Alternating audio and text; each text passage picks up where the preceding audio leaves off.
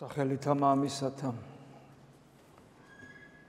და ძისათა და სულისა წმინდისათა. ქრისტიანი რაც დრო გადის სულიერ ცხოვრებაში თუ მას ეს დინამიკა აქვს, იმიტომ რომ როგორც კი ადამიანი ჩერდება სულიერ ცხოვრებაში, იმ მანქანას ემსგავსება, რომელსაც საწვავი აღარ მიეწოდება. და რაც არ უნდა ინერცია გქონდეს, მანქანა მაინც გაჩერდება. ის გაჩერებას იწყებს. ასევე ნებისმიერი ცოცხალი ორგანიზმი, როგორი ახალი დაბადებულიც არ უნდა იყოს, მას ბიოლოგიური სიცოცხლის პოტენცია და შესაბამისი ინერცია აქვს, მაგრამ ის აუცილებლად დამთავრდება და მოკვდება. ყველაფერი მთავრდება ამ სამყაროში. მაგრამ რწმენა ესე არ უნდა იყოს. თუ ჩვენ მორწმუნენი ვართ, რწმენა რომელიც ერთხელ მოგვეცა, ის მუდმივ განვითარებას უნდა განიცდიდეს და ის მან უნდა გაგვტყორ ცნოს, ასე ვთქვათ, მარადისობაში. ამისათვის სასურველია, რომ გარდაცვალების ჟამს გქონდეს მაქსიმალური სიჩქარე, მოდი ასე ვთქვათ. და ყველაფერი უნდა გავაკეთოთ იმისათვის, რომ ეს მდგომარეობა გქონდეს, იმიტომ რომ ჩვენ არ ვიცით ჩვენი მარადიული ხვედრი როგორი იქნება, იმიტომ რომ ჩვენ ვერ ვხედავთ საკუთარ თავს. ჩვენ მხოლოდ ერთი რამე ვიცით, თუ ქრისტიანები ვართ, ისიც ჩვენი სწავლებით, რომ ღმერთს უპირობოდ ვუყვარ ვართ. ეს ნამდვილად ვიცით, ამაში ეჭვი არ გვეპარება თუ ქრისტიანები ვართ, მაგრამ ჩვენი მდგომარეობა არ ვიცით, მაგრამ ჩვენ ისიც ვიცით, რომ ღმერთის ჩვენ და მის სიყვარული არ არის საკმარისი ჩვენი ცხონებისათვის.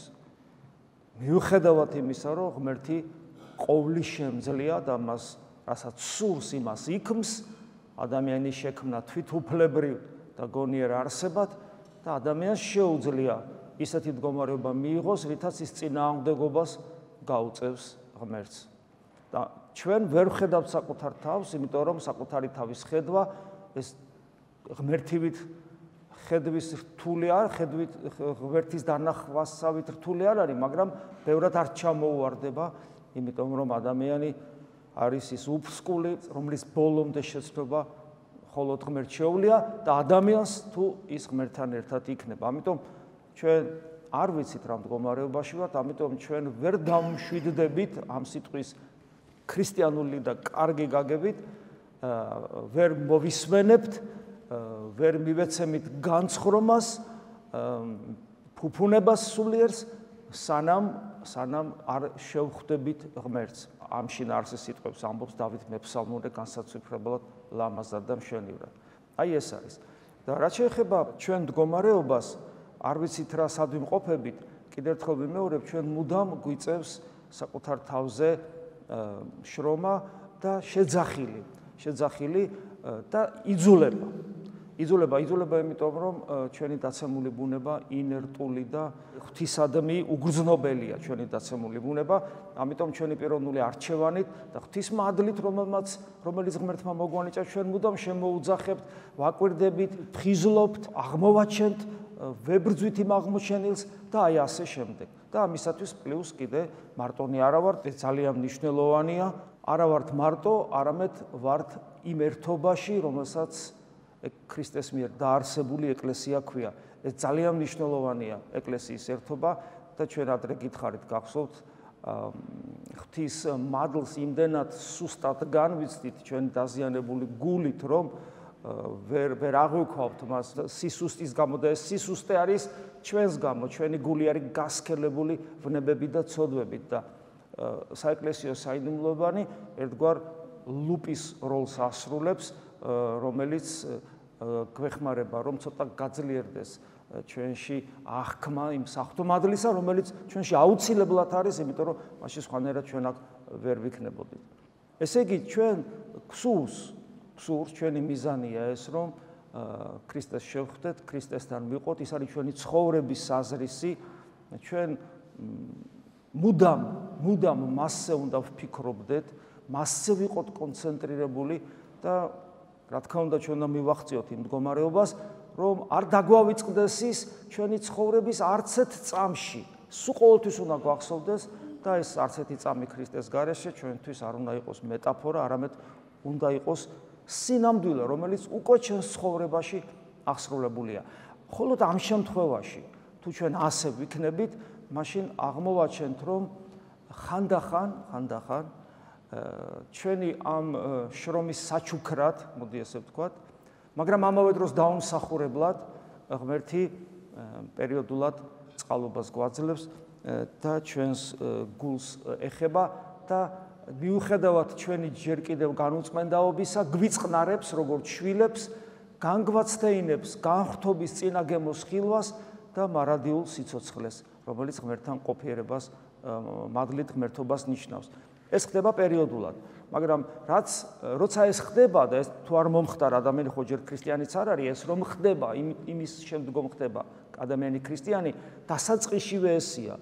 დასაწყისში ადამიანი ქრისტიანი არ არის, მის გულს შეეხო ღმერთი, მან უცებ გულისმიერად იგრძნო, განიცადა, დაინახა, დარწმუნდა, აღიქვა, რომ ქრისტე არის ღმერთი, მის გულში გამოანათა მაცხოვარმა, მისგან მოულოდნელად, ასე ვთქვათ, განიცადა, გამოცდილებით უკვე იცის, ადამიანმა იცის გამოცდილებით, რომ ქრისტე არის ღმერთი და ამის მერე იწყება ადამიანის ქრისტიანობა. ვინც გამოცდილებით არ იცის, რომ ქრისტეა ღმერთი, ის ქრისტიანი ვერ არის.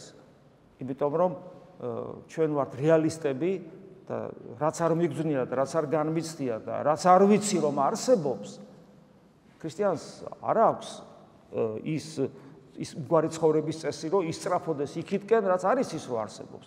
ჩვენ ვისწრაფით იქით, რაც ვიცით რომ არსებობს. ვიცით ჩვენი გამოცდილებით, ეს ამ გამოცდილების ღირსი ღმერთმა გაგხადა. მაგრამ შემდგომ ამ გამოცდილებას რომ ადამიანი შეიძენს, თუმთლად უგუნური არ არის ადამიანი, თელ ცხოვრებას უძღვნის, რომ გამეორდეს, კიდევ გამეორდეს და მარადისობაშიც ეგრე იყოს, იმიტომ რომ მან უკვე თავის გამოცდილებად იცის, რომ არაფერი ქრისტესთან ყოფობას არ შეედრება, მისთვის ღირს ყველაფერი, მათ შორის მოწამეობრივი აღსასრულიც. ეხლა რაც შეეხება მოწამეობრივ აღსასრულს. მოწამეობრივი აღსასრული ეს არის ცხოვრების წესი და არა მაინდა-მაინც ის, რომ თქვათ, ვიღაცა მკვტანჯოს ქრისტესათვის, იმიტომ რომ ვიღაცა მკვტანჯოს ქრისტესთვის, ვიღაცა ადამიანმა, ან საზოგადოებამ, ან სახელმწიფო მანქანამ გვტანჯოს ქრისტესთვის, ეს არის ძალიან დიდი წყალობა ღმერთისგან, ეს არის ხელშესახები გვირგვინი, რომელიც უკვე ამ ცხოვრებაშივე ხელშესახები ხდება შენთვის და ასეთების ღირსნი თითოეულ ხდებიან ადამიანები, მოწამე ხო ყველა არ არის ამ გაგებით, მაგრამ პირველი გაგებით მოწამე, როცა ჩვენი ცხოვრების წესი ადასტურებს, რომ ქრისტე ღმერთია, ეს არის ყველას ვალდებულება. და უპირველეს ყოვლისა ბევრ რამეში ვლინდება ეს, რა თქმა უნდა, ბევრ რამეში ვლინდება, მაგრამ ერთ-ერთი ის რაშიც ვლინდება, ჩვენი მოწამეობრივი ცხოვრება, რითაც დასტურდება, რომ ჩვენ, რითაც ვადასტურებთ ჩვენ, რომ ქრისტე არის ღმერთი და მისთვის ღირს, მხოლოდ მისთვის ღირს ცხოვრება და სხვა არაფრისთვის, ერთ-ერთი მნიშვნელოვანი გამოვლინება ამგვარი მოწამეობრივი ცხოვრების, ეს არის ქრისტესდარი მდგომარეობა, რომელიც უნდა გქონდეს ადამიანების მიმართ, მოყვასის მიმართ. ნებისმიერი მოყვასის მიმართ, ნებისმიერი ადამიანის მიმართ, რომელიც ჩვენს გარშემოა და რა თქმა უნდა ეს ისწავლება ეკლესიაში, იმიტომ რომ ეკლესიაში ვართ ღმერთთან და ვართ ერთმანეთთან. და ჩვენთვის მთავარი ერთდროულად არის, ჩვენთვის ღმერთიც მთავარია და ადამიანიც, ეკლესიის ძლიერებაც, ჰარმონიულობაც, სიმძლავრე, მოდი ესე ვთქვათ, მისი მისიონერული და მისიონერული ღვაწლისა და მადლისმიერი ცხოვრებისას და თითოეული ადამიანის, ესე იგი, გვერდში დგომაც. ანუ ეს თანაბრად მნიშვნელოვანია ეკლესიაში და ეს ეკლესიაში ისწავლება. ეკლესიაში ადამიანი პრაქტიკული ჩვევებით, პრაქტიკული ცხოვრების წესით უпростоრედ იძენს იმ ჩვევებს, რომლის მიხედვითაც ის ადასტურებს, რომ მისი გარჩევა პრიორიტეტებისა, რომელი მნიშვნელოვანია, ეხლა ამ ეტაპზე რომელი ნაკლებად მნიშვნელოვანია, რა მიმართულებით უნდა გადადგას ნაბიჯი, რა უნდა გააკეთოს და ასე შემდეგ, ეს ყველაფერი ნელ-ნელა სწორად ხდება განსაზღვრული, იმიტომ რომ ადამიანი ხდება ბრძენი. ანუ ბრძენი რას ნიშნავს? ანუ ქრისტეა მაშინ, იმიტომ რომ ქრისტეა სიბრძნე ღვთის. და ერთ-ერთი რაშიც ეს ვლინდება, ეს არის კიდევ როგორც გითხარით, მოყვასისადმი დამოკიდებულება, აი დღეს რომელთა მიმართ ეპისტოლეში ამ საკითხებზე საუბრობს პავლე მოციქული, აი ასეთ რამეს ამბობს. ხოლო თანაგვაც, ანუ გვმართებს, ხოლო გვმართებს, ეს ნახეთ როგორი სიტყვაა, გვმართებს, ანუ ვალდებულებაა, იმპერატიული ტონალობა ამ სიტყვაში. ისე კი არა, რომ შეგიძლია გააკეთო, შეგიძლია არა. გვმართებს, ვალდებულებაა ეს ჩვენი. ძლიერთა უძლურებათა მათ უსუსურთასა ტვირთვად.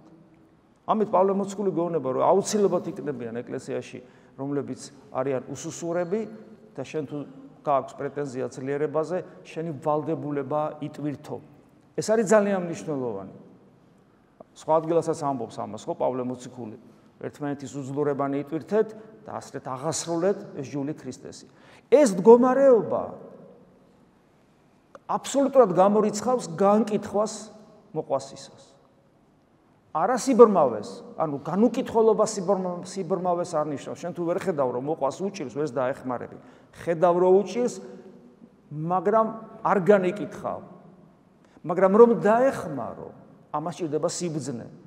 ქირურგი რომ დაეხმაროს, ექიმი რომ დაეხმაროს, კარგი ქირურგი რომ დაეხმაროს ადამიანს, მან კარგად უნდა იცოდეს თავის პროფესია. სადაც საჭიროა, ესე იგი, მალა მოსხოს, მაგრამ სადაც საჭიროა უნდა ატკინოს რომ განკურნოს. ზოგ შემთხვევაში თუ არ ეტკინა, არ ინკურნება. გესმით? ამიტომ აი აქაც მოყვასის დახმარება ესე იოლი არ არის. შეიძლება როგორც ადამიანს ერთი შეხედვით ეგონოს, რა უნდა, ხო, აი დავეხმარე, წამოვაყენე. შეიძლება იმას არ ჭირდება ახლა წამოყენება. შეიძლება უნდა დაიჩოქო შენს მასთან ერთად თავზე ხელი გადაუსვა და დატოვო დაჩოქილი. მისთვის ეს არის შეიძლება საჭირო. ამას ღმერთი კარნახობს ჩვენ. და ამისათვის უნდა გქონდეს ეს სიბრძნე და თუ არა გვაქვს, მოყვასაც ვერ დავეხმარებით. ამიტომ ძლიერთა უძლურებათა მათ უსუსურთასა ტვირთვად, უძლურებათა მათ უსუსურთასა ტვირთავს. გვმართებსო, ესე იგი ძლიერი თუ ხარ, ანუ ღვთის მადლის მიერ თუ ცხოვრობ და თუ არა, არა თავთვისა სათნოყოფა და არა იმისთვის არა ხარო, რომ შენ თავს სათნო ეყო, შენ თავს ესე იგი ეფუფუნო და შენი პირადი რელიგიური, მოდი, კაი, გასაგებია რომ აქ ესე იგი სხვა არაფრისთვის არ მოვდივართ. ამას მივხვდით. რომ აქ იმიტომ არ მოვდივართ, რომ მე ამის გარეთ ცხოვრება მოვიწყოთ. აქ მოვდივართ ღმერთთან კავშირისთვის. თუ ამას მივხვდით, ეს კარგია. მაგრამ აქაც არის ერთი ნიუანსი. პირადი რელიგიური კომფორტისთვის არ მოვდივარ. ახლა მე ოღონდ ღმერთთან ვიყო და მშვიდად ვიყო და ნახეთ რა საოცარია. სიმშვიდე, რომელიც ყველას გვინდა და გვჭირდება ამ გადარულ ქვეყანაში, არ არის გარანტია, რომ შენ ღმერთთან ხარ. შეიძლება იყოს ადამიანი მშვიდი და არ იყოს ღმერთთან. მიუხედავად იმისა, რომ სიმშვიდე საფრთხეთვისება ისწავლეთ შემგან მშვიდ ვარ, მაგრამ აგრძელებს დაბალგული და სიმშვიდე სიმდაბლის გარეშე მატყუარა. და სიმდაბლე კიდე მოყვასთან ურთიერთობის გარეშე არ ისწავლება და არც მიიღწევა და არც დასტურდება და ასე შემდეგ. ადამიანი, რომელიც საკუთარი თავისთვის ცხოვრობს, თუნდაც რელიგიური გაგებით, ის თავდაბალი არ არის. თავდაბალი არის ის, ვინც მოყვასის ტკივილს ხედავს. კაცად-კაცადი ჩვენი მოყვასა სათნო ეყოფოდეს კეთილისათვის აღსაშენებლად. ანუ რატო ვეყოფი სათნო მოყვას? რატო ვახარებ მოყვას? იმიტომ კი არა, რომ მის ქვენაგრძნობებს ან მის ეგოიზმს, მის პატივმოყვარეობას ვეფოფინებოდე, არამედ კეთილისათვის აღსაშენებლად, რომ გადარჩეს, რომ ჯამთელი ნაწილი გახდეს ეკლესიის. გესმით? და არა იმისათვის, რომ თავის პატივმოყვარეობაში და თავის ეგოიზმში კიდევ უფრო მეტად გაამყარდეს და ფესვები გაიდგას. რამე თუ ქრისტესა არა თავსათვისა სათნო იყო, არამედ ვითარცა წერილარს, ყვედრებანი მაყვედრებელთა, ანუ შეურაცხყოფელთა შეურაცხყოფანი, შენთანი დამეცნეს ჩემზედ.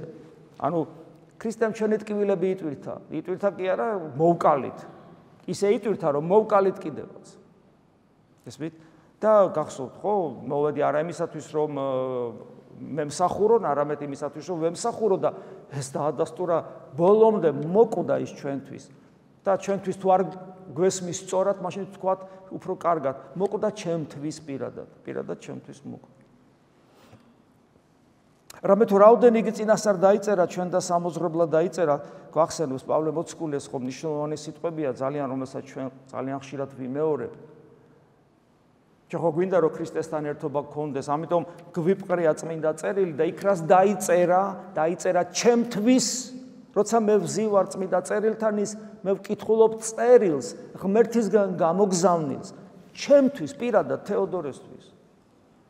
ეს არის წმინდა წერილის მადლმოსილების ერთ-ერთი ნიშანი, რომ ის უბრალოდ რაღაც ესეთი მასისთვის კი არ არის დაწერილი, არამედ პიროვნებებისთვის არის შექმნილი, რომელიც იხსნება ეს რაც არის შექმნილი ეს წმინდა წერილი, ეს საიდუმლოებრივი ტექსტი თითოეულ პიროვნებასთან იხსნება, თუ ამ პიროვნებას ეს სურს. და ამიტომ ჩემთვის დაიწერა. და როგორ წარმოგიდგენიათ, მე ხა ვიცი რომ ეს ჩემთვის დაიწერა. რაოდენი დაიწერა, ჩემთვის დაიწერა. მე რომ დამოძღვროს და აი galaktikების შემოქმედი, აი ეს უზარმაზარი სამყაროს შემოქმედი მოიცლის და ჩემთვის წერილს აგზავნის და ეს მე ხელში მაქვს. ეხლა უგუნური არ უნდა ვიყო რომ მე მას ზერელად მოვეკიდო? აბა რა ქვია ადამიანს რომელიც არ კითხულობს წმინდა წერილს? უგუნური ქვია. უგუნური თარგმნოთ ქართულ ენაზე. უფრო ვულგარულ ენაზე, სულელი ქვია. არ მინდა მე სულელი ვიყო. იმიტომ რომ მე ერთი ცხოვრება მაქვს, ეხლა ცოტა ხანში გარდავიცვლები. როგორია სულელი წარსდგე ღვთის წინაშე? ყველაფერი რაც ჩემთვის საჭირო იყო, ყველაფერი ხელთ მიფყრია. საკმარისი იყო მე მასში სიმდაბლით, გულმოდგინებით, მობილიზებით ჩამეხედა შიგნით და მეშრობა ცოტათი და ყველაფერი მეწოდინებოდა. რათა მოთმინებით ამით და ნუგეშინის ცემითა წინგთაითა სასოება გვაქონდეს. აი ნახეთ, პრაქტიკული ცხოვრება, მოთმინება, ნუგეში წიგნებით, ანუ ნუგეში წმინდა წერილით, მოთმინება უნდა მქონდეს და ნუგეში უნდა მქონდეს წმინდა წერილის მიხედვით, ნუგეშინის ცემითა წიგნთაითა სასოება იმედი მქონდეს, ჩვენ გვაქვს იმედი, რომელიც ემყარება გამოცხადებას წმინდა წერილს და იქიდან ნუგეშს ვიღებ, რომელიც ემყარება ჩვენ სწორ ცხოვრებას, რომელსაც მოთმინებითი ცხოვრება ქვია, მოთმინებითა მოიპოვეთ სულნი თქვენი და ეს სასოება, ანუ იმედი ხდება ცოცხალი და მას ქვია იესო ქრისტე. გასვით ქრისტე მეძლევა, სასოება გაქონდეს, იმედი გაქონდეს, ანუ თეოდორე ქრისტე გეძლევა შენ ასეთი ცხოვრების წესი, მოთმინებით და წმინდა წერილით რომ ნუგეშს იღებ. ქრისტე შემოდის შენში, იმიტომ რომ იმედი არის ქრისტე. დიდება შენ და ქრისტე ღმერთო, იმედო ჩვენო ვლოცულობთ ჩვენ. ხოლო ღმერთმან და კარგია, ნახეთ როგორი რამ წერია. არა ღმერთმან არა ზოგადად, არამედ ღმერთმან მოთმინებისამან.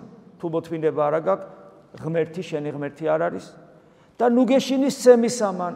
ასეთ შემთხვევაში ღმერთი განუგეშებს, ანუ უიმედო ადამიანთან ღმერთი არ არის. სასოწარკვეთილთან, დეპრესიულთან ის განაგდებს ღმერთს თავის გულიდან. ესე იგი ღმერთმან მოთმინებისამან და ნუგეშინის ცემისამან მოგეცით თქვენ იგივე ზრახვა ურთიერთარს ქრისტე იესოს მიერ. ნახეთ, რა საოცარ ამას ამბობს. იგივე ზრახვა, იგივე ფიქრი, იგივე განცდა, იგივე გულის სიტყვა, იგივე ურთიერთობა ერთმანეთში, იგივე ხედვა ერთმანეთისადმი, იგივე გონიერი ურთიერთობა ერთმანეთისადმი, როგორც ქრისტე იესოს მიერ. ამითაც ჩვენ ქრისტეს გავართ, ქრისტესნაირები ვართ, ყველა არ ქვია სახელი ქრისტესი, ქრისტესავით ვიქცევით, ქრისტესავით ვცხოვრობთ, ქრისტესავით უყურებთ ერთმანეთს და საბოლოო ჯამში ქრისტეს მარჯვნივ დავჯდებით მარადისობაში, იმიტომ რომ ისეთები ვართ, როგორიც ის არის. იონე მოციქული ხო პირდაპირ ამბობს, თუ ჩვენ მცხონდები და გარდავიცვლებით ასე მცხონებულნი, ვნახავთ, რომ ისეთები ვართ, როგორიც ის არის. ისეთები ვართ, როგორიც ის არის. გესმით, რამხელა კადნიერის სიტყვებია, მაგრამ აი გამოცხადებით ეს მოგვეცა ჩვენ. ამიტომ ნებისმიერი ჩვენი მცდელობა გავინთავისუფლოთ ამ პასუხისგებლობისგან, რომ არა თლათ მე ესე არ შემილია. ეს ცოტა რა, ეს არ შეიძლება რომ ჩემთვის ვეგდო, თუნდაც არ შემიშვან იქვე ჩემთვის.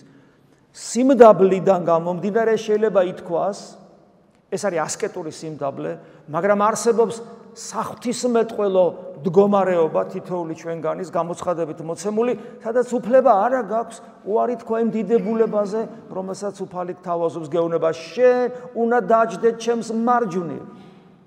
და ამაზე უარის თქმა ნიშნავს, რომ ჩვენ ვაცუდებთ, ვუგულებელს ყოფთ ქრისტეს გაღებულ ტანჯვას და ტკივილს და სისხლს ჩემთვის. ჩემთვის იმიტომ მოკვდა, რომ სადღაც ვეგდო, ჩემთვის იმიტომ მოკვდა, რომ ის მარჯვნივ დამისვას. ასე მხედავს მე ქრისტე. ასე მხედავს. ამაზე უარის თქმა, განამკრახელობა არ არის. რათა ერთბა მათ, ხო და ეს ურთიერთობა, ერთმანეთს შორის ურთიერთობა და ერთმანეთსადმი დამოკიდებულება, მსგავსია იმისა, რასაც ქრისტე ავლენს ჩვენს მიმართ.